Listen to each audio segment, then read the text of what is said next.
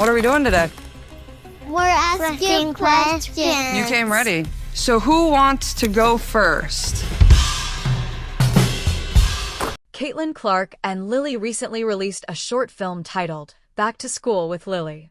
And to their utter surprise, haters are going crazy once more because Caitlin Clark could do anything without making people gag.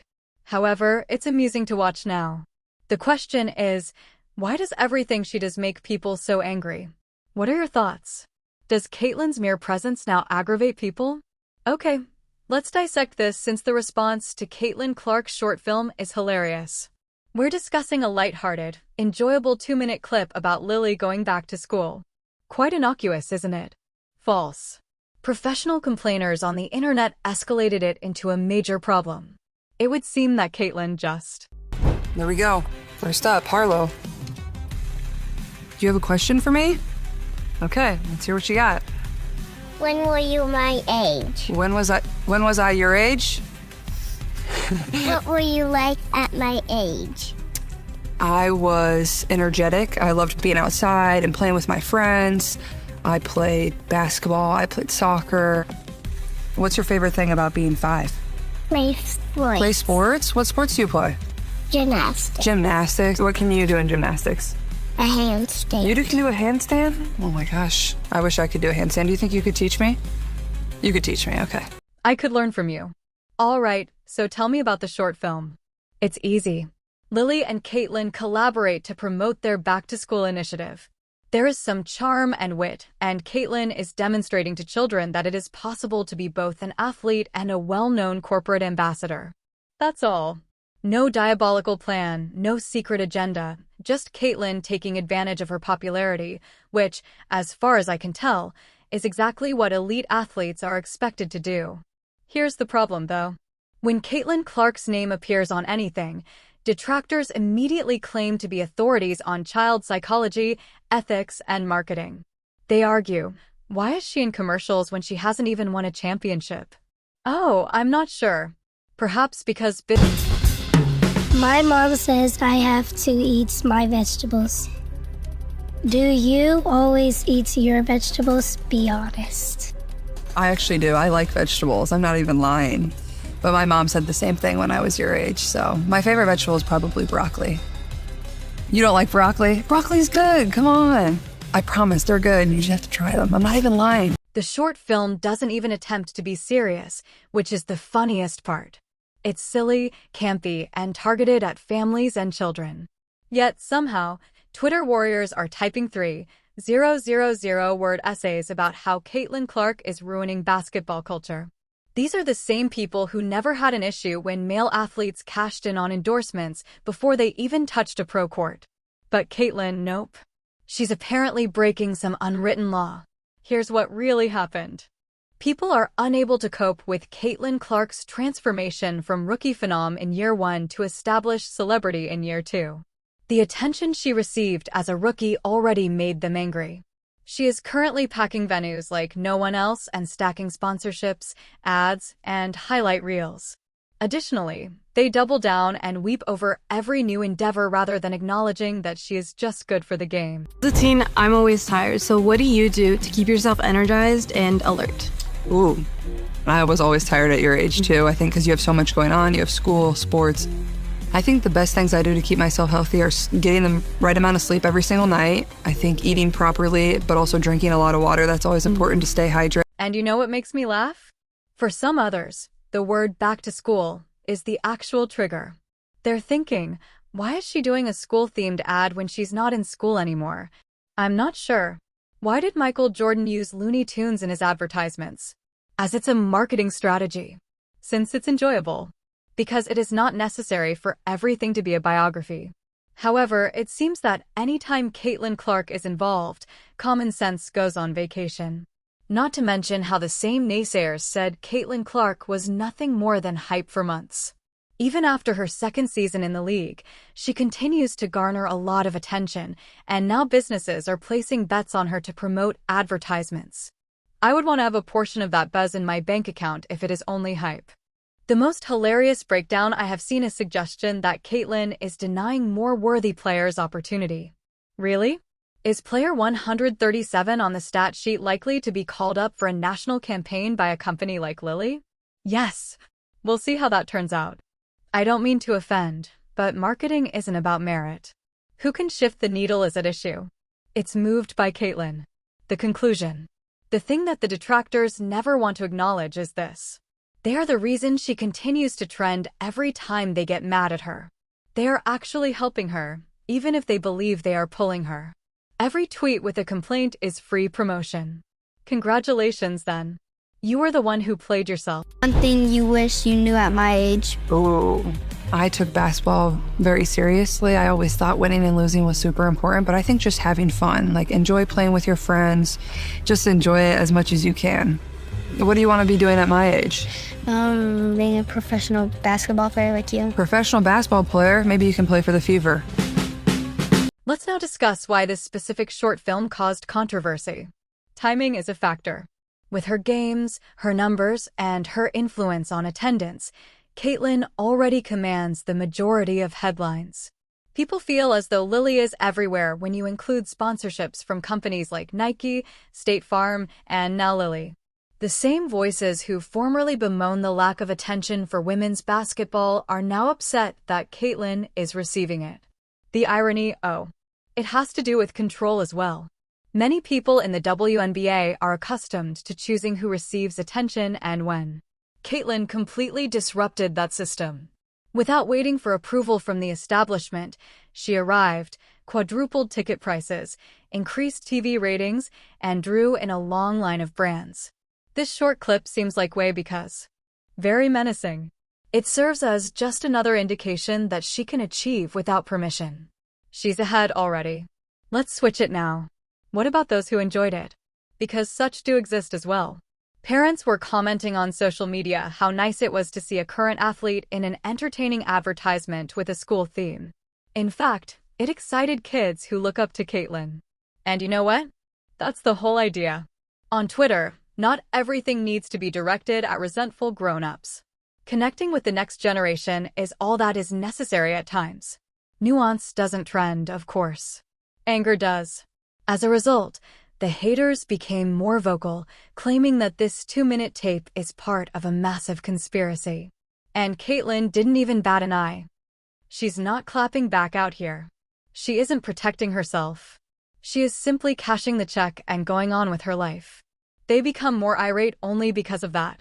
Ignorance irritates critics more than anything else. It's crazy how easily people forget the norm, you know. Before LeBron James ever participated in an NBA game, he was on magazine covers. Before Zion Williamson even set foot on the floor, he had endorsements. Even NFL rookies sign contracts before they have a chance to prove themselves. However, it's too soon for Caitlyn, who has already become the face of women's basketball just 2 years of playing professionally. Let's not behave as like she hasn't earned it, and give me a break. Record-breaking collegiate career, 2nd year, Rookie of the Year contender, still putting in. Headline statistics, driving attendance wherever she goes.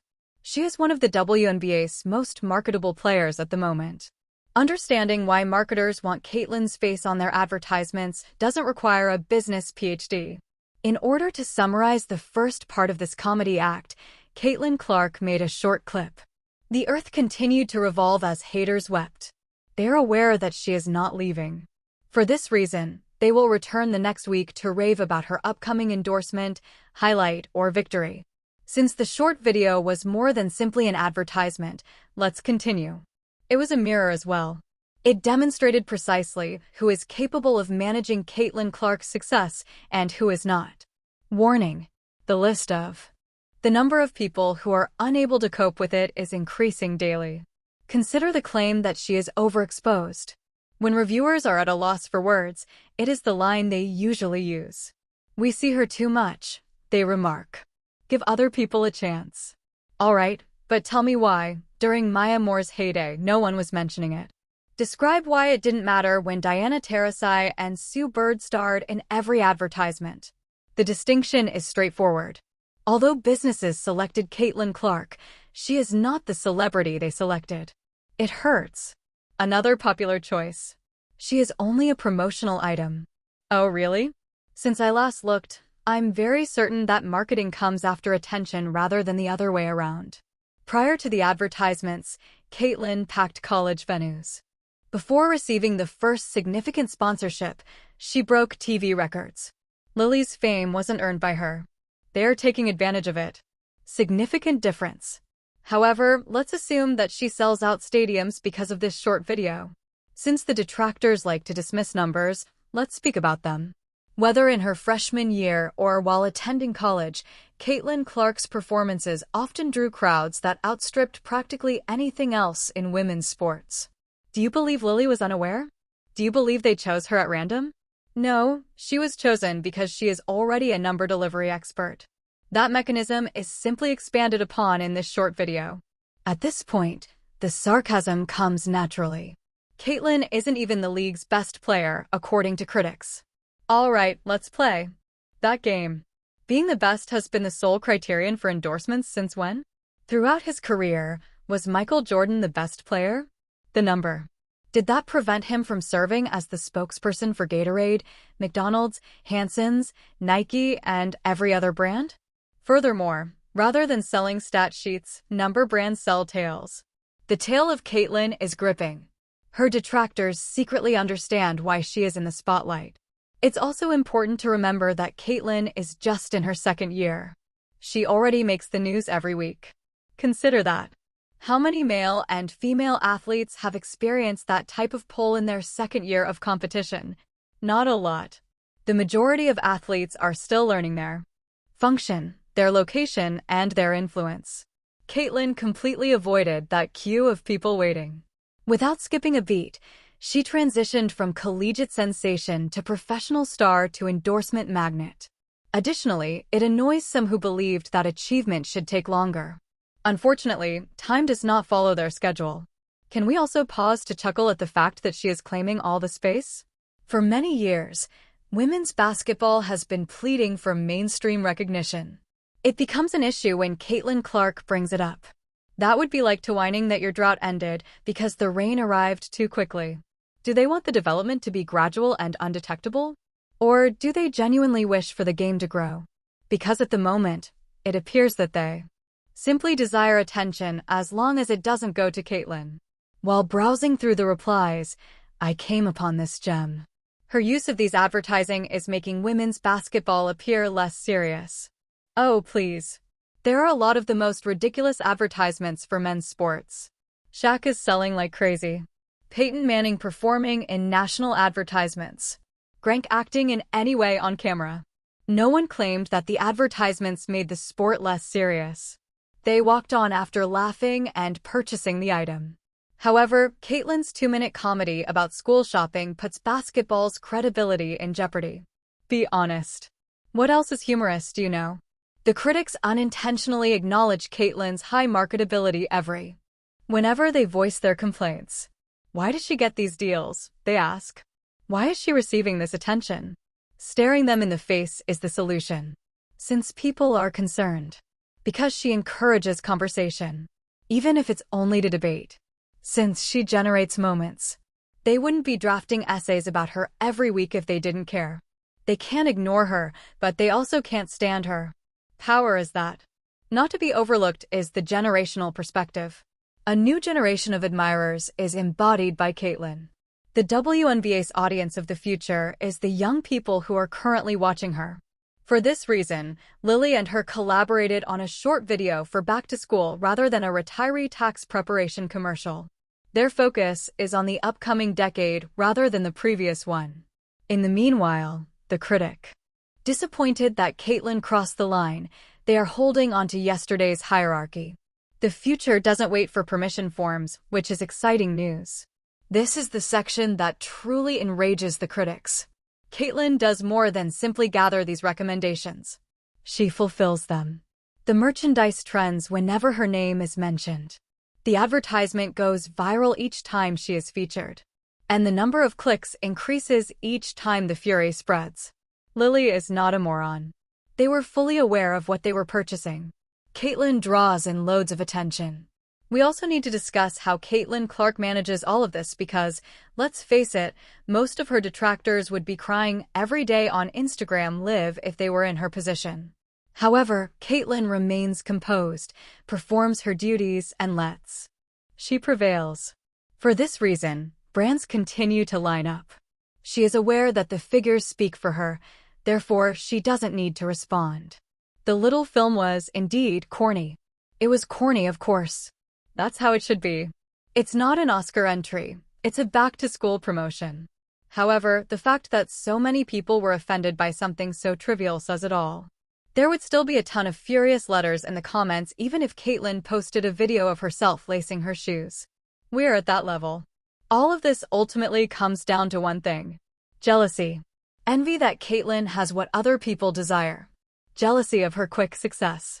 Envy that she doesn't need to seek permission. Jealousy that she continues to smile and cash checks in spite of all the hostility. The true issue isn't the short film. It is only the most recent pretext for detractors to vent their resentment. To be honest, I hope she continues to do it. The haters will always appear.